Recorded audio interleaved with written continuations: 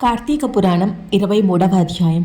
విజయాన్ని చేపట్టిన పురంజయుడు సత్యవాదియు, సదాచార సంపన్నుడు, దాతయు, భోక్తయు, ప్రియవాదియు అయ్యాడు. యజ్ఞయాగాలు అనేకం చేశాడు. విష్ణు భక్తి వల్ల సత్వగుణం పొందాడు. అరిషడ్ వర్గాల్ని జయించాడు. కార్తీక వ్రత ఆచరణం వల్ల పాపాలన్నిటినీ పోగొట్టుకున్నాడు. విష్ణువుని ఆరాధించే విషయంలో ఏ నెలలో ఏ విధంగా చేయాలి అనే భావం కలిగింది. ఏ క్షేత్రం శుభప్రదమైందో ఆలోచించసాగాడు.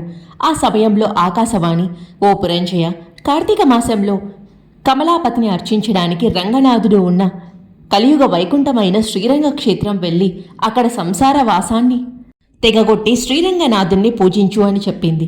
ఆ మాటలు విన్న పురంజయుడు చతురంగ బలాలతో రంగనాథుణ్ణి దర్శించడానికి బయలుదేరాడు. త్రోవలో ఉన్న పుణ్యతీర్థాలు, దేవాలయాలు దర్శించుకొని సేవిస్తూ శ్రీరంగం చేరుకొని కార్తీక మాసంలో స్వామిని అర్చిస్తూ కృష్ణ కృష్ణ అని గానం చేస్తూ స్నానధాన జప హోమ దేవతా ప్రదక్షిణలు చేస్తూ మాసాంతంలో వ్రతాన్ని పూర్తి చేసి అక్కడ నుండి తిరిగి నిజనగరానికి చేరుకున్నాడు. ప్రజలు ఎంతో భక్తితో స్వాగతాలు చెప్పారు. రాజపురం ప్రవేశించి నీతి తప్పకుండా రాజ్యపాలన చేయసాగాడు. కొన్ని ఏండ్లు రాజ్యం పాలించి తన పుత్రునకు రాజ్యాన్ని అప్పగించి వానప్రస్థం తీసుకొని అంతఃపురంలో జనంతో ఆశ్రమవాసం చేస్తూ కార్తీక వ్రత నిష్టలో అతను విష్ణు సాముజ్యాన్ని పొందాడు. ఓ మునిశ్రేష్ఠ, కార్తీక వ్రతం పుణ్యప్రదమైంది. అన్ని కోరికల్ని తీరుస్తుంది.